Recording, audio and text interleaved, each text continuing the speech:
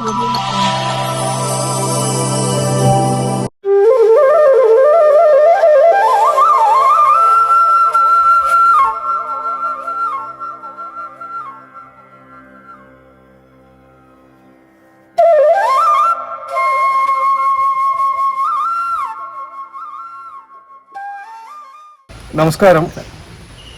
നമ്മളിന്ന് ഈ ആഴ്ച താരം എന്ന ഷൂട്ടിങ്ങിനായി നമ്മുടെ പ്രിയ സഹപാഠി പ്രസന്നയുടെ വീട്ടിലേക്കാണ് എത്തിച്ചേർന്നിരിക്കുന്നത്. പ്രസന്നയുടെ അന്നൂരുള്ള വീട്ടിന്റെ ഗേറ്റിലാണ് ഇപ്പോൾ നമ്മളുള്ളത്.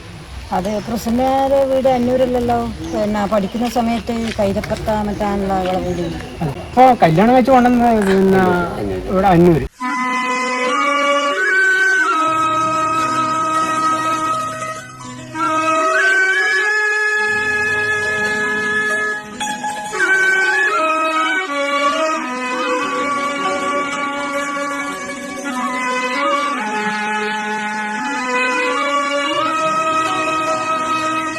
ചക്കരപ്പന്തലിൽ തേന്മഴ ചൊരിയും ചക്രവർത്തി കുമാര, നിന്മനോരാജ്യത്തെ രാജകുമാരിയായി വന്നു നിൽപ്പാനൊരു മോഹം.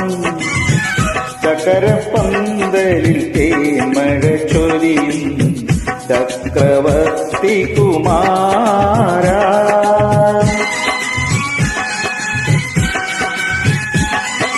ദാഹിച്ചു മോഹിച്ചു നിൻ പ്രേമയമുനയിൽ താമരവള്ളം തുഴയാ. ദാഹിച്ചു മോഹിച്ചു നിൻ പ്രേമയമുനയിൽ താമരവള്ളം തുഴയാ. പ്രസന്ന സ്കൂളിൽ പഠിക്കുന്ന സമയത്ത് സ്കൂളിലേക്ക് വരുന്ന സമയത്ത് എവിടെ താമസം? സ്കൂളിലേക്ക് പോകുന്നു. നടന്നിട്ട് മാത്രമല്ല, നമുക്ക് പുഴയുണ്ട് കിടക്കാൻ. തോണി, മഴക്കാലത്ത് തോണി, അല്ലാത്ത സമയം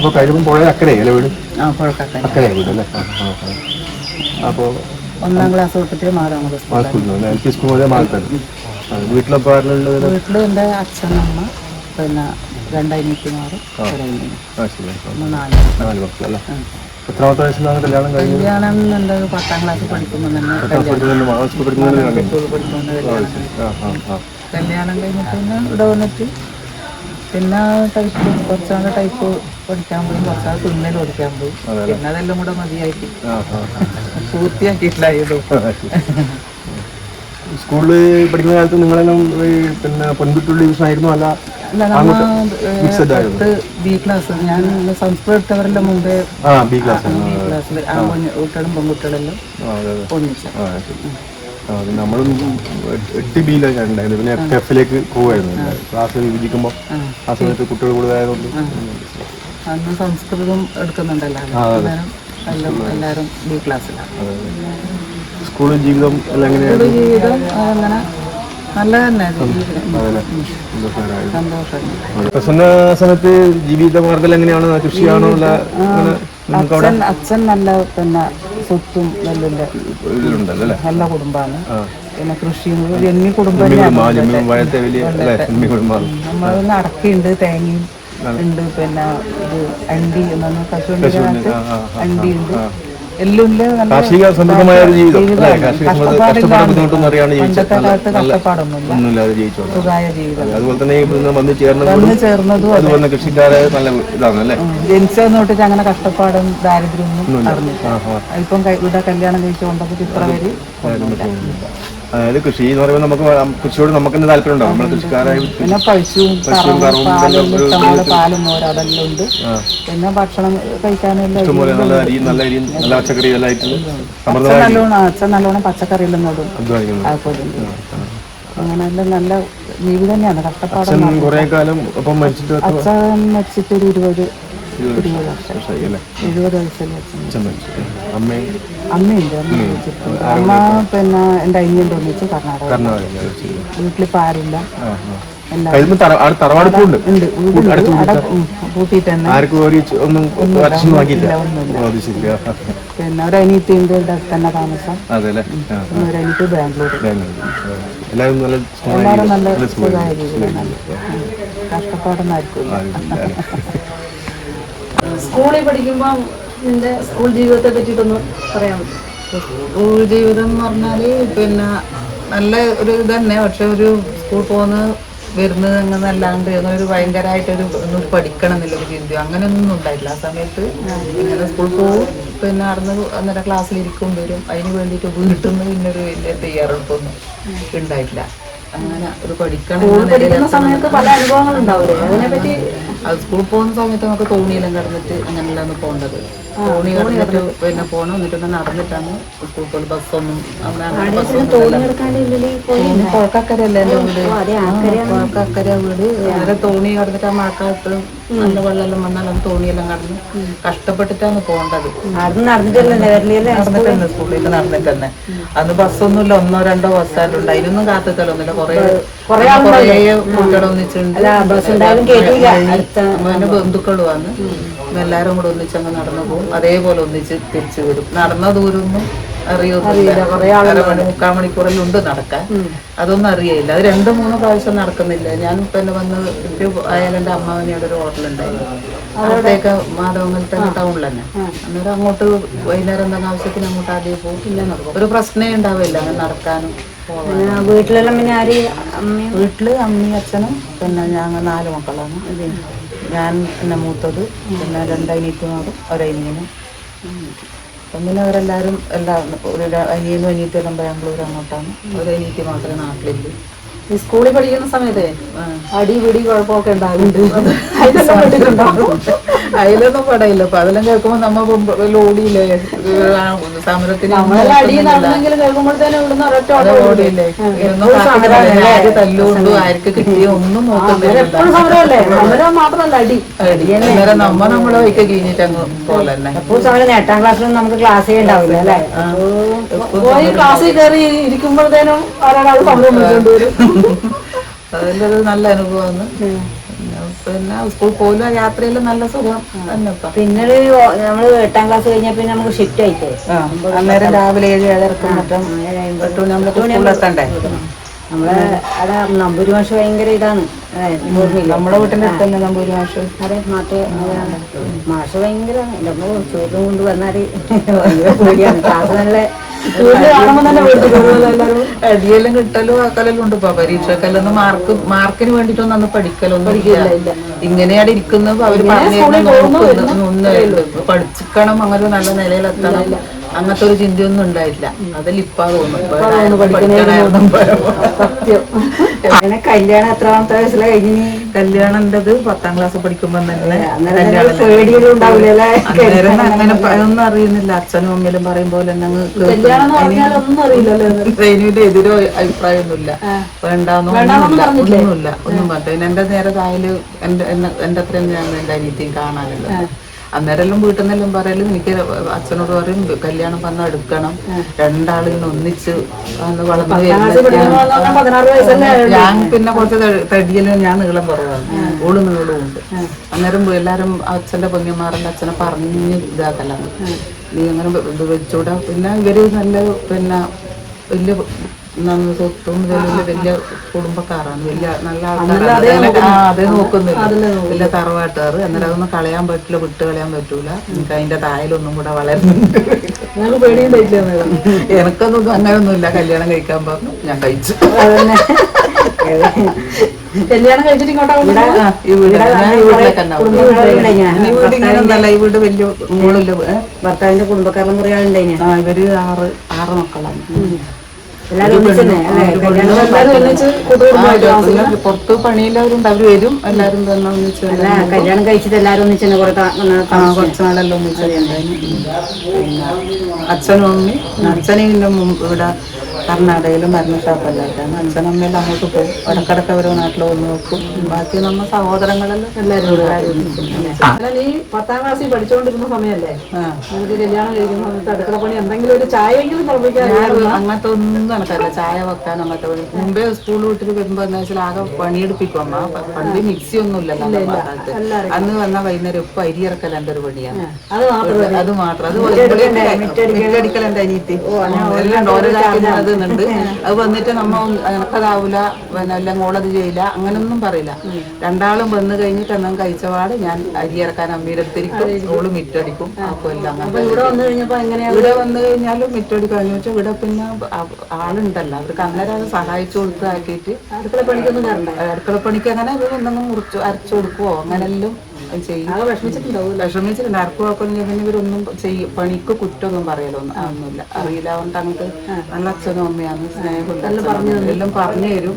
പിന്നെ അപ്പൊ എന്താ ചെയ്യാത്തൊന്നും അങ്ങനൊന്നും പറഞ്ഞിട്ടൊരു കുറ്റപ്പെടുത്തലോ അങ്ങനത്തെ ഒന്നും പറയില്ല. പിന്നെ ഞാൻ എല്ലാം ഇവിടെ വന്നിട്ട് പിന്നെ ഞാനെല്ലാം വേഗം പഠിച്ചിന്. കല്യാണം കഴിഞ്ഞ് വരുമ്പോ അയാൾ ആദ്യമായിട്ട് കാണുന്നില്ലേ? കല്യാണത്തിന് ഒന്നേരം കണ്ടു, അല്ല പിന്നെ അതിന് മുമ്പേ കണ്ടിനോ? മുമ്പേ കണ്ടിട്ടൊന്നുമില്ല. കല്യാണം നമുക്ക് ആക്കി തരുന്ന ഇവിടെ അച്ഛൻ്റെ പെണ്ണാണാൻ പറഞ്ഞു. അച്ഛൻ്റെ പെങ്ങളുണ്ട്, നമ്മളെ ബന്ധുവാണ് കൈതപ്പക്കന്, അവര് മുഖാന്തരാന്ന് വരുന്നത്. പിന്നെ ഇവരുള്ളമേറ്റ് നമ്മൾ അവരാദ്യം നമുക്ക് ബന്ധമുണ്ട് കൈതപ്പുറം അച്ഛൻ്റെ. അങ്ങനെ ബന്ധത്തില് അങ്ങനെ കഴിക്കുന്നു. അങ്ങനല്ല അന്നേരം അങ്ങനത്തെ ഒന്നുമില്ലപ്പാ. ആദ്യം പേടിയോ അങ്ങനെ അവരുടെ സ്വഭാവത്തിലുള്ള അങ്ങനത്തൊന്നുമില്ല. അതിപ്പം ദൈവാദിനം കൊണ്ട് നമുക്ക് കിട്ടിയ നല്ല ബന്ധം. ചെറുപ്പത്തിലായാലും ഇത്ര വയസ്സ് വരെ സുഖമായിട്ട് തന്നെ ജീവിതം. പ്രശ്നമൊന്നുമില്ല, ഒരു പ്രശ്നം ഉണ്ടായില്ല. വീട്ടിൽ നിന്നില്ല, സുഖം പോലെ തന്നെ ഞാൻ ഇവിടെ വന്നിട്ട്. ഒരുപാട് വയസ്സിന് മൂത്തവാ? ഇല്ലപ്പാ, ഇല്ല. അന്നേരം എനിക്ക് പറഞ്ഞു. ഇപ്പൊ എല്ലാരും അന്നേരം ഇവിടെ കല്യാണം കഴിച്ച് കൊണ്ടുവന്നവരില്ല അങ്ങനെ. അത്ര 5-8 ഇപ്പം ഒരേ പ്രായക്കാർ കഴിക്കുന്നത്. മുമ്പേ എല്ലാരും ഒരു വയസ്സിൽ അങ്ങനെ വ്യത്യാസത്തിൽ അങ്ങനെ ഇത്ര 5-6 വയസ്സ് 8 വയസ്സിന് നല്ല വ്യത്യാസം ഉണ്ടല്ലോ. എല്ലാവരും എൻ്റെ ഇവരേട്ടൻ്റെ കാര്യം അങ്ങനെ 9ാം ക്ലാസ് പഠിക്കുമ്പോൾ കല്യാണം. അങ്ങനെ അവരെല്ലാം തന്നെ എല്ലാവരും വന്നതും എല്ലാവരും അതേപോലെ അങ്ങനത്തെ വ്യത്യാസം തന്നെ അയച്ചു. അല്ല, ഇവിടെ വന്നിട്ടാകുമ്പോ പിന്നെ നിന്റെ സ്വന്തം വീട്ടിലേക്ക് പോവാൻ അങ്ങനെ പോവും, അടുക്കെല്ലാം പോവും. വണ്ടി ഓട്ടോറിക്ഷ അല്ലേ, പോവാൻ അങ്ങനെ ബുദ്ധിമുട്ടൊന്നുമില്ല. അങ്ങനൊന്നുമില്ല, അങ്ങനത്തെ ഒരു ഇതൊന്നുമില്ല. നമ്മ കടുംപിടുത്തൊന്നുമില്ല. നമ്മൾ പോകുന്ന പറഞ്ഞാൽ പോകുന്നു, പോകുന്നു പറയുമ്പോൾ അച്ഛനും അമ്മയെല്ലാം അങ്ങനത്തെ അവരല്ലേ ഇല്ല. അച്ഛനും അമ്മയൊന്നും അങ്ങനത്തെ അവരല്ലേ ഇല്ല. നമ്മളിന്ന് അങ്ങനെ പോകുന്ന പറഞ്ഞാൽ പോയിക്കൂടാന്നൊന്നുമില്ല, പോവാം. നമുക്ക് രാജേഷിനെ പരിചയപ്പെടാൻ വന്നാൽ എല്ലാരും കയറി ഉള്ളിലിരിക്കാം. ആയിക്കോട്ടെ. നിങ്ങളെ പേരെന്ന്? പേര് രാജൻ. രാജൻ മാത്രമല്ല, മുഴുവൻ പേര് രാജശേഖരൻ. അപ്പൊ ഈ പ്രസന്നനെ കല്യാണം കഴിക്കുമ്പോൾ നിങ്ങളെ ഇവിടെ തന്നെ ഉണ്ടായിരുന്നു? പണ്ടേ ഇവിടെ തന്നെയാണ്? ഞാനും എടുത്തന്നെ. എൻ്റെ അച്ഛൻ കർണാടകത്തിലാണ്. അപ്പോൾ ഞാൻ ഇവിടുന്ന് SLC കഴിഞ്ഞ പാട് ഞാൻ കർണാടകത്തിലേക്ക് പോയി. ഒരു 6 കൊല്ലം അവിടെ ഉണ്ടായിരുന്നു. 69-ലാണ് SLC കഴിഞ്ഞു. 75 വരെ പിന്നെ കർണാടകത്തിലാണ്, ചിക്മംഗ്ലൂർ വരെ എൻ്റെ അടുത്താണ്. പിന്നെ അങ്ങനെ കഴിഞ്ഞ് നാട്ടിൽ തന്നെ വന്നു. പിന്നെ 79-ലാണ് ഞങ്ങളെ കല്യാണം കഴിഞ്ഞത്. രാജേട്ടാ, എത്രാം വയസ്സിൽ നിങ്ങൾ കല്യാണം കഴിച്ചു? ഞാൻ 26 വയസ്സിലാണ് ഞാൻ കല്യാണം കഴിഞ്ഞത്. അപ്പൊ ഇവക്ക് 15 വയസ്സേ ഉള്ളൂ. ഇവളെ SLC നേരത്തെ ഞങ്ങൾ 11 വയസ്സിന്റെ വ്യത്യാസമുണ്ട്.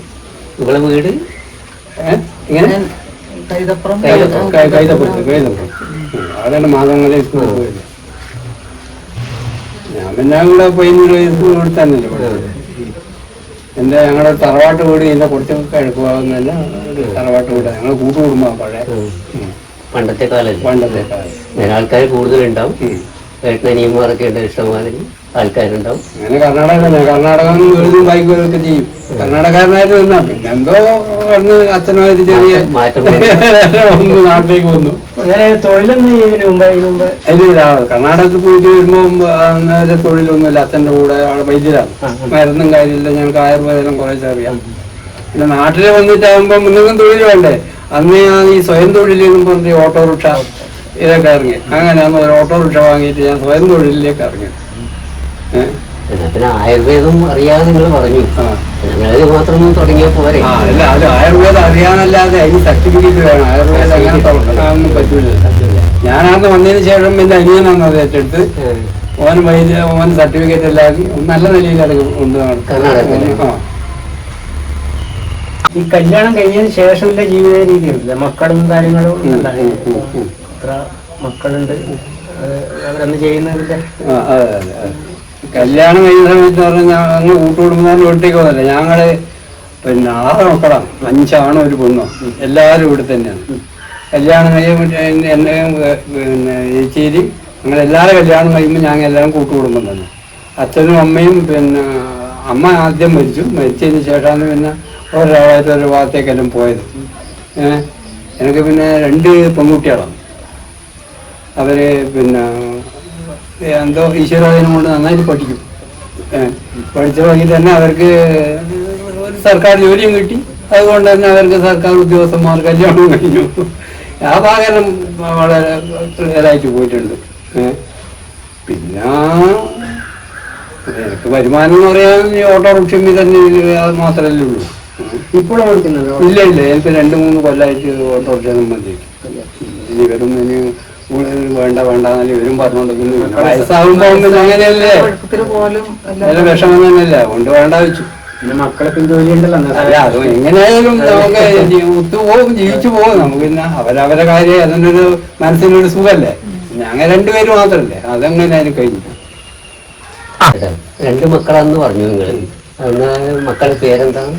ഒരാള് പിന്നെ സജിന, സുജയ. മൂത്ത മോള് സജിന, രണ്ടാമത്തോട് സുജയ. എന്താണ് പരിചയപ്പെട്ടു? പരിചയപ്പെടാം, എന്താറോ വിളിക്കാം.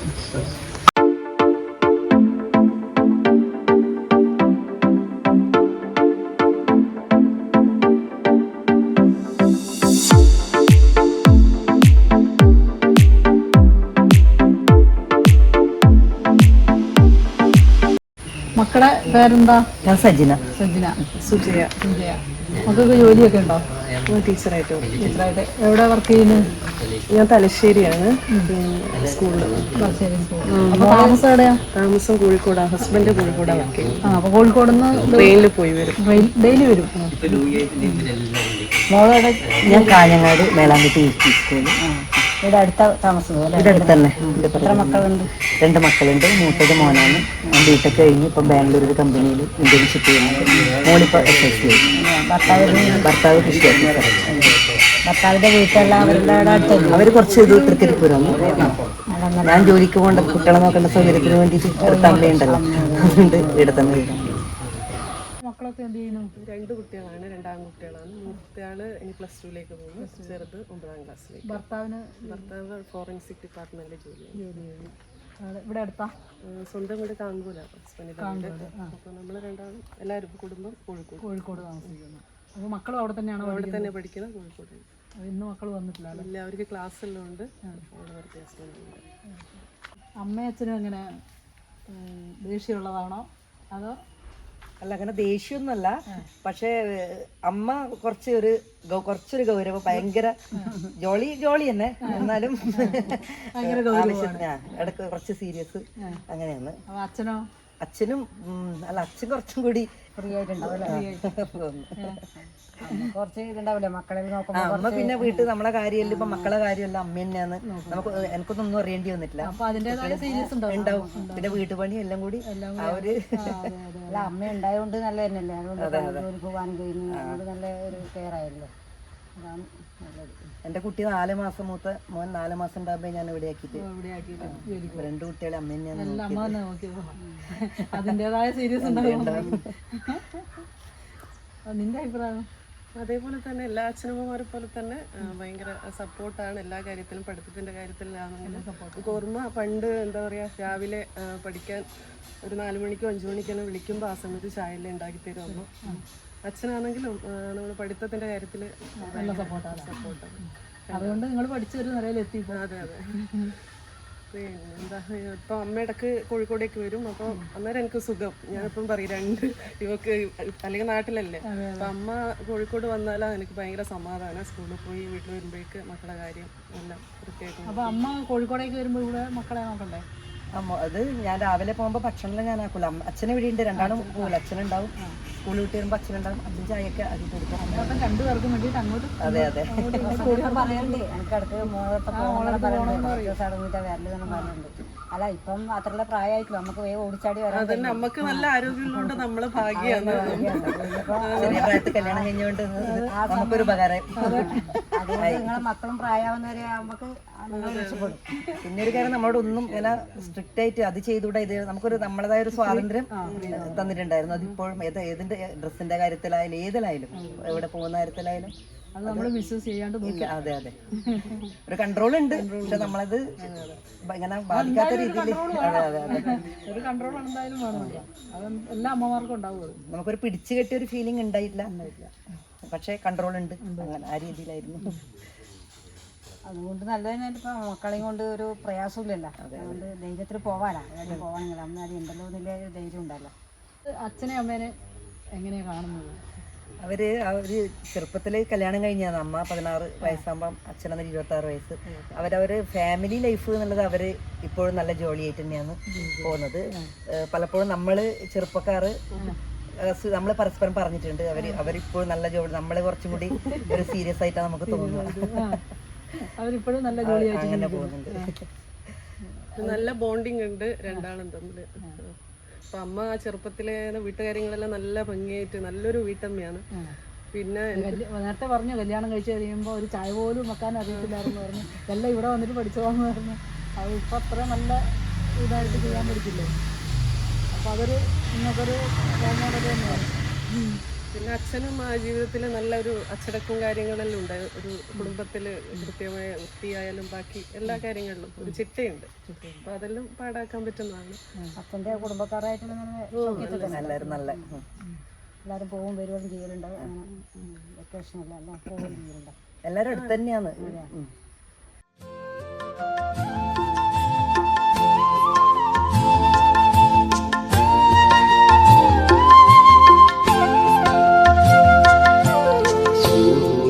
എഴുതിയ മിഴികളെ പ്രണയമധുര തുളുമ്പും സൂര്യകാന്തി പൂക്കളെ സുറുമയെഴുതിയ മിഴികളെ പ്രണയമധുര തുളുമ്പും സൂര്യകാന്തി ഓർമ്മയെഴുതിയ മിഴികളെ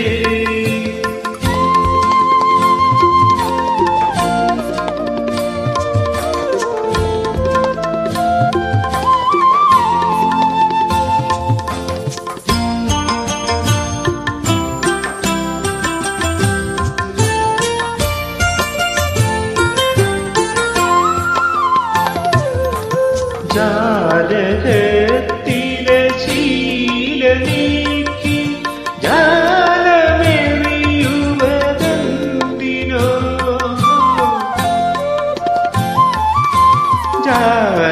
ജാലകത്തിലെ ശീല നീക്കി ജാലമെറിയുവതെന്തിനോ തേപ്പുരട്ടിയ മുള്ളുകൾ കരളിലെറിയുവതെന്തിനോ തേപ്പുരട്ടിയ മുള്ളുകൾ നീ കരളിലെറിയുവതെന്തിനോ സുറുമയെഴുതിയ മിഴികളെ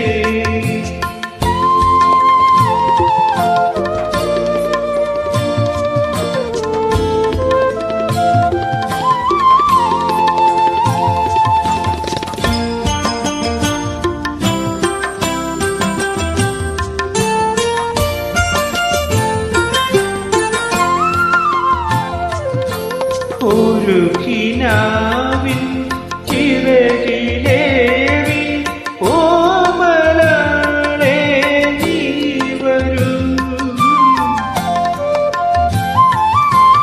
ഒരു കിനാവിൻ ചിറകിലേറി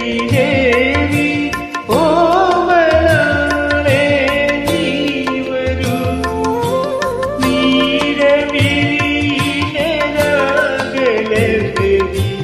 നീ പകർന്നു തരൂ തരൂ നീരവിലകലഹരി നീ പകർന്നു തരൂ തരൂ സുറുമയെഴുതിയ മിഴികളെ